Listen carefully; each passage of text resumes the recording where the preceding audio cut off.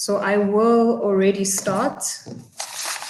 So welcome to everyone. Great to have you guys here. I know it's a Friday and a lot of students like to live their best life on a Friday. So I just want to welcome you guys, and it's honestly great to have a few of you who are here. Please feel free to actually utilize the chat option and just tell us where you are streaming from.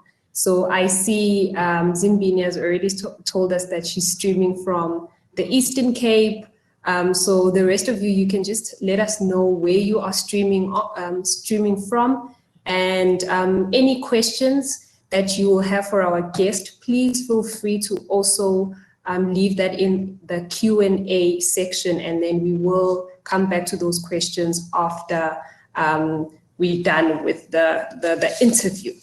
So just a brief introduction of myself. My name is Ayanda Makanya, and I am the current director for Startup Grind, the university chapter. So it's great to have all of you guys here. And please just feel free to engage in the chat section. And just to brief you on what Startup Grind is, because I do understand, or I am aware that some people are not really familiar with what exactly Startup Grind is, but Startup Grind is essentially the world's largest community of startups and founders, innovators, as well as creators. And we basically do this through monthly events where we host incredible speakers who are founders, like our guest, who I will introduce shortly. And we essentially aim at teaching, inspiring, as well as just educating others who are interested in finding their own businesses on how to basically navigate the startup world. So this is essentially, in a nutshell, who Startup Grind is. And I hope that you will constantly be a part of this community and be part of all the events that we will constantly have. And we usually have events on a monthly basis. So just always be on the lookout for on our page. We are available on Instagram as well as on Facebook. It's Startup Grind UFS. So please feel free to follow those pages. So now for what we are here for. Welcome, Nhlanhla. How are you doing today? I'm great, thanks. And yourself? I am fantastic. How are you feeling? Everyone has been waiting for this moment to basically learn more about who exactly is Nhlanhla. What is he all about? What is he busy with? So I just want to know, how do you feel? A bit chilly because it's raining here, but overall I feel great, man. I feel very honored. I didn't think you guys would consider me for such a huge thing like this one. So I feel honored. No, I'm glad you feel honored. So just in brief, just to introduce who Nhlanhla is, he is basically a founder and CEO of Mazibuko Motors, and he is also currently working on SA, or South Africa's first electric bakkie, which I am very excited and keen to hear about. And he's also a serial entrepreneur who's basically founded internet startup Flex Urban. So he will be sharing more about his journey today, and I hope all the participants joining you are excited. So just to remind you once again, please feel free to use the chat option. Just let us know where you are streaming from, and then also any questions that you have throughout the session, please leave it there, and we will come back to basically address all of the questions. So without further ado, Nhlanhla, can you please tell us who you are? This is a very important question because we always want to know, who is the person behind the brand, and how did they become who they are today? Nhlanhla Mazibuko, I guess. Where do I start? I was born in Sebokeng Hospital in the Vaal.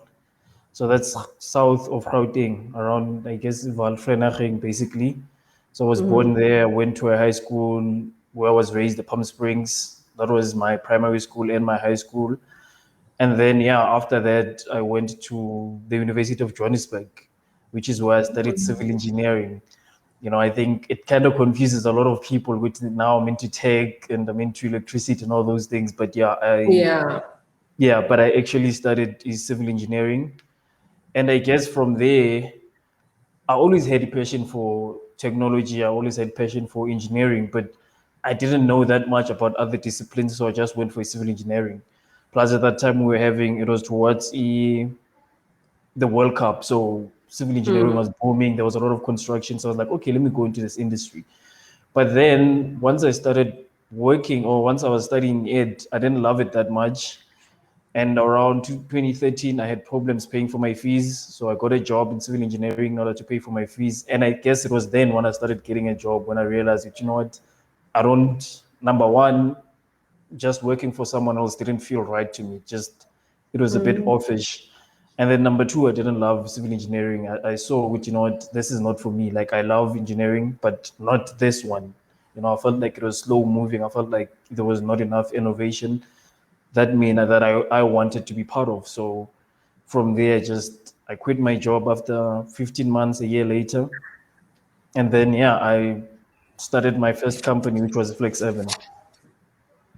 Wow, that's incredible.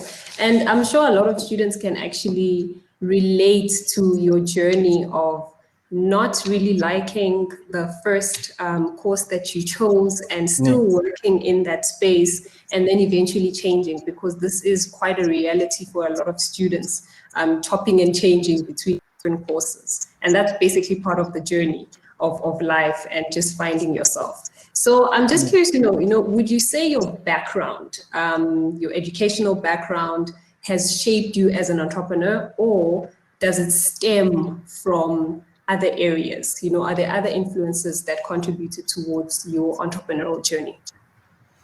I don't know. I guess I've always had it. It was always in me wanting to be an entrepreneur. But the thing about a background, especially university, what that taught me is you learn how to solve problems, especially when you're in engineering. When you do engineering and you do math, then you sort of have this way of tackling problems, how to approach problems and how to solve them. And I guess also what my varsity experience has taught me is learning or loving to read. I always tell people, which there's nothing bigger than that, loving to read and knowing how to read and how to sort of solve problems and how to dissect this information, basically. So I guess in that regard, my education background really helped me. But in terms of being an entrepreneur, I guess it was always there. Yeah. No, I like, when you mention reading, that is one of the things that we usually stress a lot on our entrepreneurs, that reading is very important because it really helps you to learn more about whatever it is that you are interested in. But further to that, it opens up your mind. And, It it's a does. constant encouragement to say, you need to constantly keep reading so that you learn more, you learn beyond what you are currently exposed to. So, as a serial entrepreneur, you have experience with establishing different ventures. You just mentioned that Flex Urban was your first venture, but I want to know which one was. So, Flex Urban was your first. Is that Yeah. correct, or was Yes. there? Okay. So then, with that, I want to know, how was the journey of establishing Flex Urban, and how did it shape you up to this point? I think most of my experience actually now comes from that. I mean, I learned a lot. I learned how to let go of something when it doesn't work, how to pivot as well. Because Flex7, when it started out, I wasn't really sure what I was going to do as an entrepreneur. So I was just like, okay, let me start a blog. And then I started a blog. I was writing about music, urban music, and I was writing about sort of urban culture. So I was writing other entrepreneurs, maybe abantu brands who sell T-shirts and all of those things. And then I guess from there, that's when I saw opportunity. I was like, wait, we have all of these guys who are selling T-shirts, shoes, and all of those things. I'm a hoodie. I was like, why can't we create an online platform for them to sell? So I guess from there, I taught myself how to create a better website. I taught myself how to do an app, and then I did an Android app. And then from there, I sort of started to bring all of them together to build this online platform for young Black creators. But immediately I sort of found out which it was a good idea, but at a very bad time. I saw which there was going to be competition from Facebook and Instagram. They were sort of going in that direction, but also the sales process as well, trying to convince the brands we take, come sell, and then also you have to go to the other side where you find customers who are going to buy. So then I guess from there I saw that problem and then I pivoted. So once we started pivoting from there, we started doing websites and hosting and Android apps. Yeah. Which you basically highlighting the journey of entrepreneurship with to a certain extent that you saw a problem and then you basically found a solution for this problem, but throughout the process you also started realizing the challenges that come to play when you are actually running a venture of the sort that you are running. And it's as someone who is an entrepreneur myself, I can say that it teaches you a lot, and it just helps you as well to make better decisions as you are starting and implementing other ventures. So what made you, and this is something that now I'm curious about, what made you enter into the automotive industry, considering the competition within our South African context and global context? Yeah, I guess so. Like I've said, explaining the journey of Flex Urban. So now it's late 2019. Yeah, late 2019. And I'm at a point where I'm like, you know what? This can't be it. I don't see myself just creating websites and mobile apps and all of those things. I felt like my entrepreneurial journey had to be more than this. I wanted to have a positive impact in the world. So I was even considering going back to school. I was like, better off be an engineer if I'm gonna do this. Might as well go back to school and finish. And then I guess also I was very frustrated about a lot of things, and one of them was climate change. As I was reading more, I kept on seeing this thing, and I guess even the circle that I was around, it was always around climate change and all of those things. And I was very frustrated, basically, especially with electric cars. I mean, I saw US, I saw Europe, I saw China, and these guys were starting to sell millions of EVs, but South Africa weren't selling any. I mean, up to this point, I think we have about 2,000 registered electric vehicles in South Africa. So I was very frustrated about it. And talking to a friend, he was sort of like, maybe you should do something about it. And it sounded crazy to me at the time because I was like, okay, I know I'm bold and I'm courageous, but you don't just start the car company. But from that talk, it sort of really started to come into my mind, and I was like, actually, how hard could it be? Then I started to do what I always do. Then once I get passionate about something, I just go fully in it. So I started getting books, I started reading about it, I did all of my research, and I was like, yeah, maybe I should do it. So I guess it was just basically frustration, and yeah, that's how Mazibuko Motors started. So take us into the process from ideation to saying, okay, I want to start Mazibuko Motors. And you can also just brief us on what exactly it's all about. We all know that, you are a car company, but we'd like to just, brief us more on what it's about. But I'd like to know, from ideation stage up to now, what has been the process? So it started basically when I had the idea, then it came into research. I looked into what goes into building an electric car. How hard is it? And I sort of went back to first principles. What does an electric car have? I was like, okay, it's a battery and then it's motors. I was like, okay, that's a bit hard, but not that much. Plus, I already had a background in mechanical engineering and electrical engineering Yes. from the first 2 years of varsity. So from there, once the idea started to come together, I was like, okay, then the next step. Then I started to look at the design. I started looking at partnerships and how we can sort of build and manufacture this car. And I guess that took me around 6 months. And then last year, July, that's when I fully went in, started to register the company, started to find the team, building a team, because I guess that's one of the most important things. I started to find around designers, mechanical engineers that I can work with.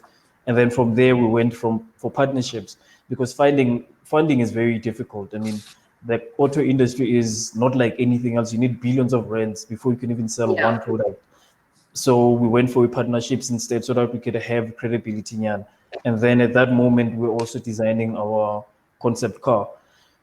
The thing that sort of happened was that we had already committed ourselves to E-Mobility Congress of South Africa for this year in March to sort of present. And the aim was we could actually build the prototype it by then. But because of COVID, everyone was shut down. Auto industries all over the world, they sort of shut down and stopped. So we couldn't really get anything going. So it really took us time. But by the time March came this year, we're actually at the concept phase. But luckily now we're moving away from that and we started development a prototype.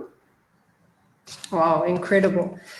So you've mentioned a few things, especially when it comes to costs that come to play when entering an industry of this nature. So considering the fact that we are in a developing country with difficulties, I mean, there are nuances that come to play when someone starts a venture in a developing country versus a first world country. So, how has that journey been for you specifically in this industry? You've briefly gone into it, and maybe you can unpack it a bit further.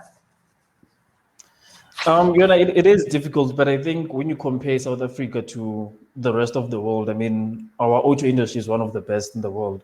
We manufacture a lot of cars and then we export them. So I guess the industry itself, it's not that backwards, but yes, in terms of electric cars, we're still at the beginning. But I think what I loved about it is the opportunities. I mean, in terms of business or startups, I feel like the biggest opportunities are in developing countries. There's less competition and there's so much to do, unlike in developed world or in the developed countries. So I guess for that, I could sort of put it like that. Yeah. Yeah. And have there been any inspirations? I know a lot of people when it comes to the production of cars and especially with the electric cars, some will mention Elon Musk.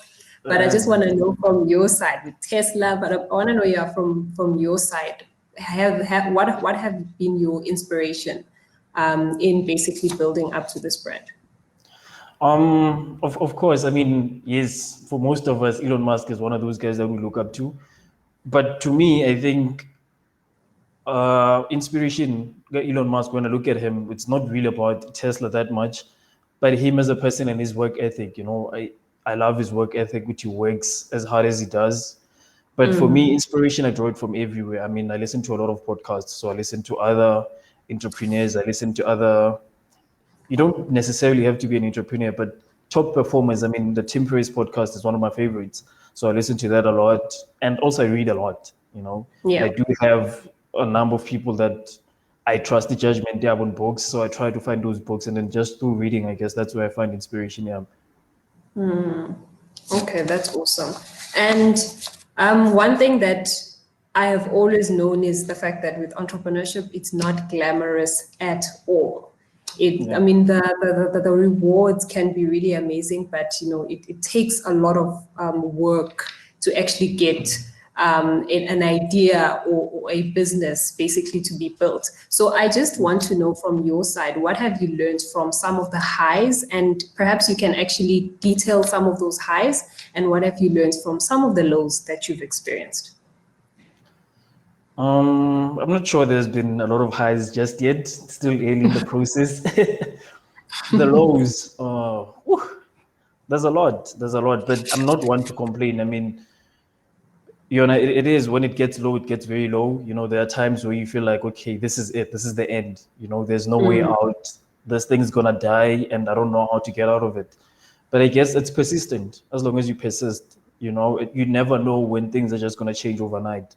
So I guess persistent, and then that's it. But yeah, and then the highs, I can't speak for that for now, but I think it's persistent. And when you really believe in what you're doing and you feel like this is what you're supposed to do, then I don't think what you complain or you see Emma lows as a bad thing, which is part of the process. And it's even better when you sort of like read up on a lot of people who've came before. I mean, Howard Schultz, the founder here, Starbucks, has a very great book about it. Elon Musk's book is good as well. So when you read these books on those guys as well, so you sort of prepare yourself, oh, this happened to them, this low right now, it actually happened to them. So I guess it's happening to me. And what you just have to persist and push over it. Wow. And teamwork is something you also mentioned throughout the conversation, or building a team. And I saw that you guys have added a new chief marketing officer. Can you perhaps just outline the kind of team that you have basically that you are currently building, which will help you throughout the journey, and just the importance of a team? And I say that because in my past experience, I realized that you can have a great idea, but if you don't have the right team to actually build that idea, things can go south. So great idea, it's great, but you also need the right team to actually help propel that venture. Yeah. Oh, team is everything. It can make or break you. Lapo, I totally agree. I think for me, well, right now with management or the executive team, there's 4 of us now. So we have a chief technology officer, we have marketing officer that we added, and the COO who runs operation. I think for me, when I was thinking of a team, I want people who are sort of like me, like people who love to hack, who love to try out things, who love to, feel with things and try things on their own, who don't wait for anyone's permission. Oh, I have to do this, I have to do that. And then most importantly, they have to be smarter than you. I think most of us as entrepreneurs are like, we want to know it all, but you can't, Yeah. You have to hire people who are smarter than you. I mean, our chief technology officer, he's a very great electrical engineer. He's one of the smartest out there. And also he's sort of a hacker, someone who was automating his own apartment. That's someone that I was like, okay, no, this is someone who's very great for us. Our operations officer is a civil engineer. He's very smart as well. And the guy who does our marketing, Konamanj, is also smart. He actually studied geology and then went on and studied marketing. So he has a science background, but also understands the marketing. And he actually took one of his startup and made it very big across Africa. So I was very interested in joining us. Then I looked at it. I was like, okay, no, this is someone who actually knows more than me. And it's nice when you have someone who knows more than you, but also the most important thing to me is integrity. You don't want smart people, but who also wouldn't have integrity, because then you're hiring very smart crooks and it could be a problem. So you want people who are honest as well. And now you have to be honest with them and be honest and be an honest person. Then I think that sort of gels perfectly. After all, they say teamwork makes the dream work. Yep, And it does. I like, I really like how you elaborated. We do need people who are ethical, who have integrity to make sure that we build reputable brands. So I want to know, which is something I'm sure a lot of people are curious on, is what is currently on the pipeline with your brand, and when can we expect this the first car, the first vehicle? We working on building the prototypes now. I think we just finishing a bit small details, Nyana, but yeah, we're definitely going to start in the coming months. The plan was December, but now talking with our various partners, it doesn't seem to be like that. It's a huge problem right now. But yeah, definitely it's either late this year or early next year. Then you could see our prototypes, and sort of we want people to sort of have you feel, because especially a lot of people don't know how an electric vehicle drives, how it feels. So we do want to sort of people to have that physical engagement with the car. But production is going to take a while. I think in terms of production and actual road cars, we're looking at late 2023, early 2024, because we still have to build out the facility still. But the nice thing is that when I started this company, I was like, okay, I'm going into the automotive industry. But then I didn't want to do things how they've always been done. I was like, I want to approach this from a tech perspective, how you'd run a tech company, but which is an automotive company. So most of our development is actually computer based, which is saving us a lot of money in terms of development. We do most of our development and testing using simulations and computer algorithms, which is helping us to save a lot of money. So even with production itself, we're using, I can't say the name, but we're using sort of a platform and a software to sort of plan out the factory on, and then we can see and run with, okay, we'll have problems here, we can save time here. So before we could even set up the actual factory, we can sort of optimize it, and then we can save money. So that's what we're also doing. We currently building prototype, but also planning for production at the same time. Oh, okay. No, that's yeah. That's encouraging, and it's also very exciting because after all, building a brand is not instant.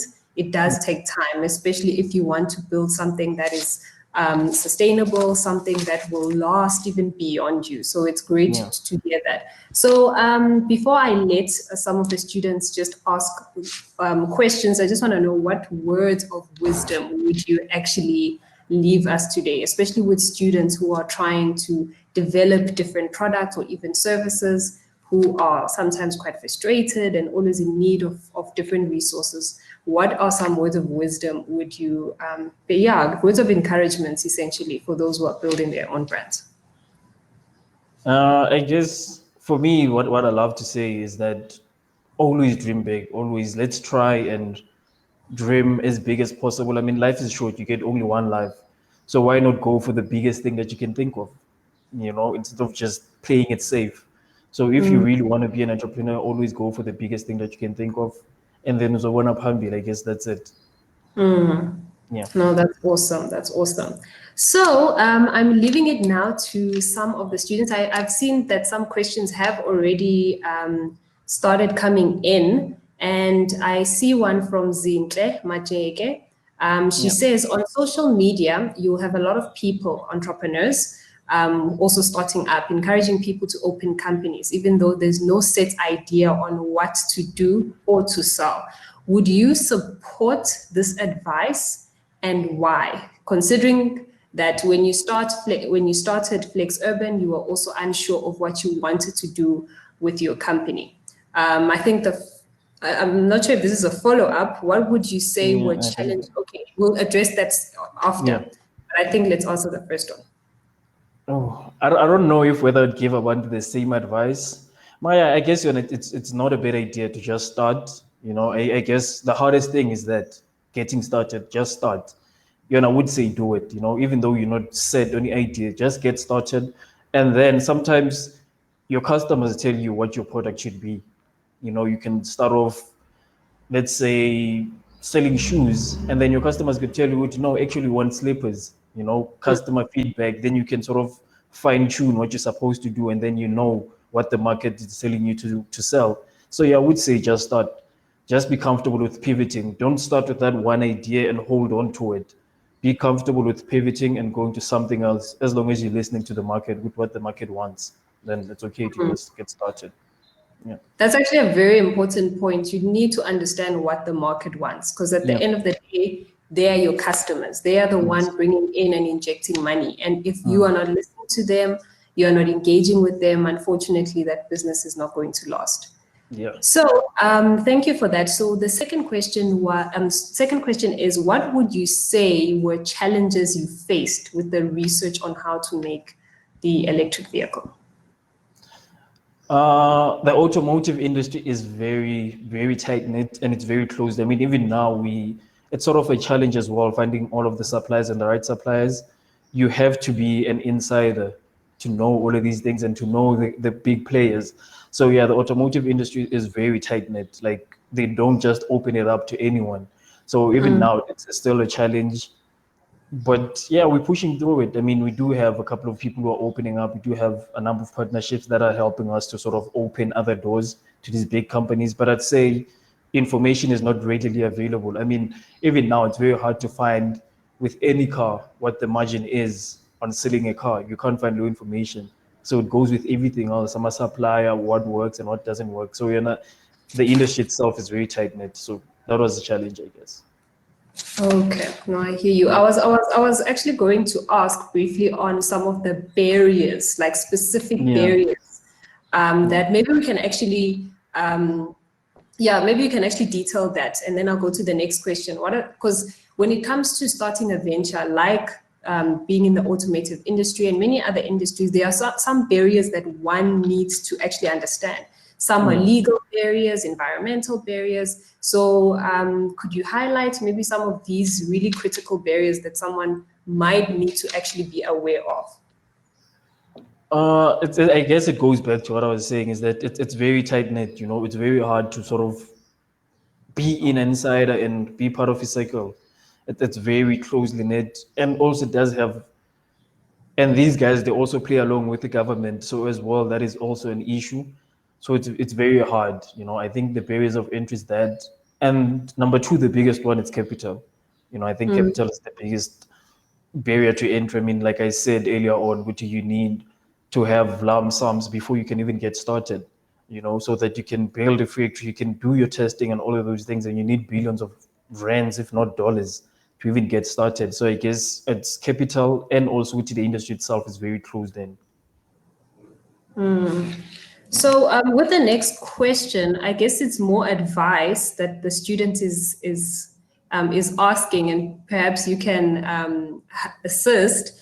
So the question is, I have two companies, seal the deal, and this is from Luazile Day. I have two companies, seal the deal, which is a sales agency, and then it's registered, and then Mr. D. And in brackets, it says RINK. I'm not sure what that means, but seal the deal is registered. But for now, I need more capital to grow. For now, Mr. D is currently on hold because of these reasons. So I've been thinking of lending the capital from seal the deal. So I guess from the one company, So, company.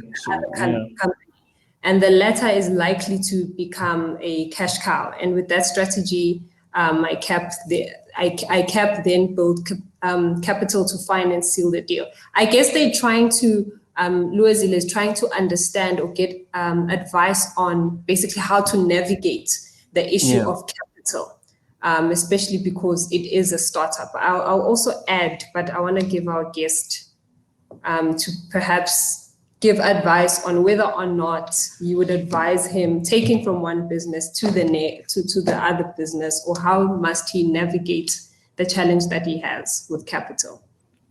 Yeah, no, that's a very difficult one. I don't even know whether I have a right to give such advice. It seems like proper business advice, and I don't want to get in trouble if things don't go well. I'm not a financial advice or any of those things. But what I can say is that from my personal experience, what I did was when I started Mazibuko Motors, I actually used money from Flex Urban and had revenue and a constant sort of steady stream of it. So I used that money to sort of pay for myself, but also to fund the Mazibuko Motors funding. So I've been using that to sort of fund this because I saw, okay, I love this, but this is bigger than, than anything else. Like, this is what I want. This is what I feel like I was put here to do. So yes, I did use sort of capital from one company to use it for another, but situations are different. I don't know if whether that helps, but I'm not sure if what I can give advice on that one. Yeah. Maybe you could add, yeah.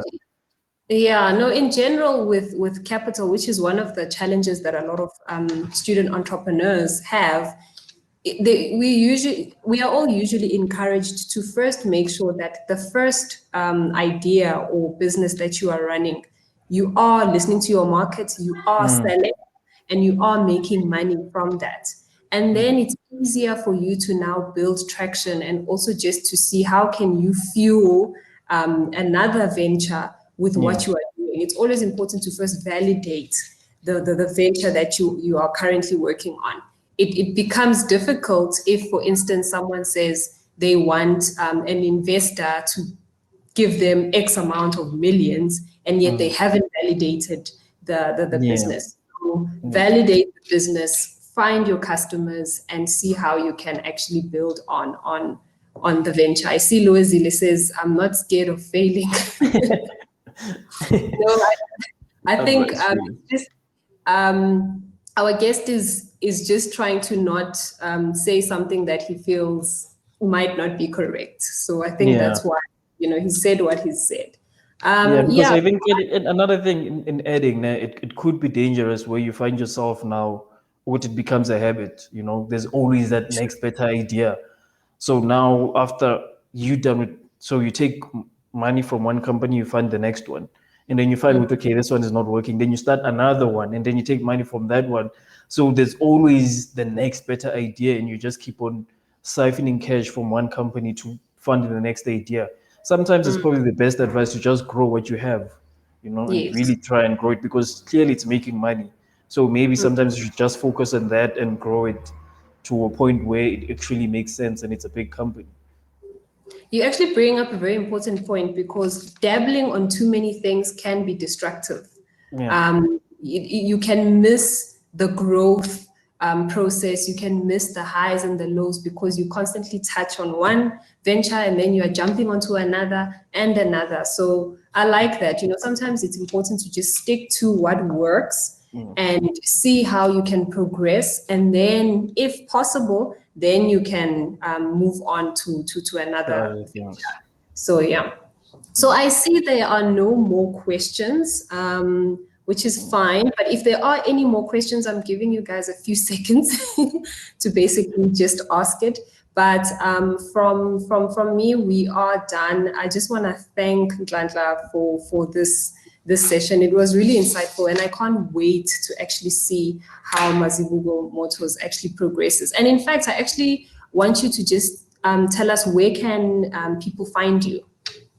Social media, which platforms are you currently in? Me myself. Yes, and the brand itself. Yeah, so let's start with the brand. Yeah. So it's Mazibuko Motors, and it's mazibukomotors.com. That's our website. You can go there, you can check out pictures of the car, you can check out the platform that we developed, and many other information. Also have a crowdfunding platform, a crowdfunding campaign that's going on. You can help us there. And then everywhere social media, it's Mazibuko Motors. So Twitter, Instagram, everywhere, LinkedIn, it's Mazibuko Motors, Facebook, it's the same. And then for me, it's underscore Nhlanhla M. So underscore Nhlanhla M, Twitter, Instagram. Yeah, I guess that's it. I don't use Facebook that much. Awesome. I've actually just added the links to your social media. So Yeah, the thank students, you are more than welcome to basically follow him and just find out more on this journey and how everything progresses. I'm sure in a few years' time, when everything is bigger than it currently is, you will remember this moment that we actually had conversation. And I'm sure the attendees will actually be quite excited to see that. So thank you so much for the session. I really, really enjoyed it, and we'll definitely invite you for other sessions as everything progresses. And it will just be great to see how everything has evolved. Thank you so much. And to the students who are also joining us, thank you for coming through. I know that it's a Friday and you guys want to live your best life. Some of you are writing or preparing. Thank you so much for just taking time out of your day, basically, to join us. And I think one thing that you must always remember is that you are constantly learning. And whenever these opportunities come about, take them up, because you never know what you're going to learn that's going to help you in your own journey as an entrepreneur. It might not click now, but eventually you might remember something that happened in a conversation, and it'll help you to basically just navigate the journey that you are in. So thank you so much, and we will see you guys on our next event. Just follow us on our social media platforms. Startup Grind UFS is also on Instagram as well as on Facebook. So thank you, everyone. Thank you, guys.